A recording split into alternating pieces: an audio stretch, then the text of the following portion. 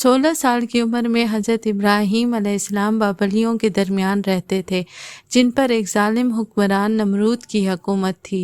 ये वो वक्त था जब बुत परस्ती आम थी, लेकिन हज़रत इब्राहीम अलैहिस्सलाम इन अकायद से बेहद परेशान थे। एक दिन जब तमाम लोग शहर से बाहर एक त्यौहार के लिए चले गए तो हज़रत इब्राहीम ने मौका गनीमत जाना और कुल्हाड़ी लेकर तमाम बुतों को तोड़ दिया, लेकिन एक बुत को छोड़ दिया और उसी बुत के गले में कुल्हाड़ी लटका दी।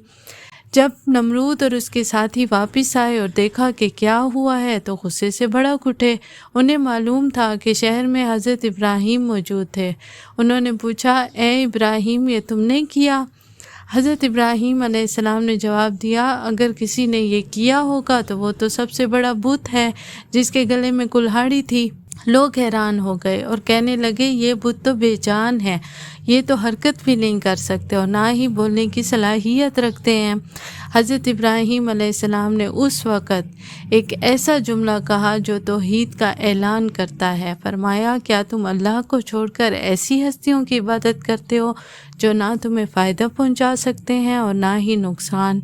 नमरूद के सिपाहियों ने आग जलाई जो 3 दिन 3 रातें भड़कती रही। आग इतनी शदीद थी कि वो 30-40 मीटर से ज़्यादा आग के करीब जा ही नहीं सकते थे।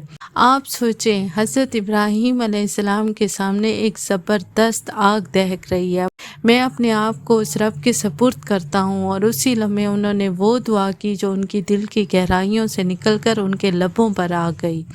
हस्बुनल्लाहु व निअमल वकील, यानी मेरे लिए अल्लाह ही काफ़ी है और वही बेहतरीन कारसाज है।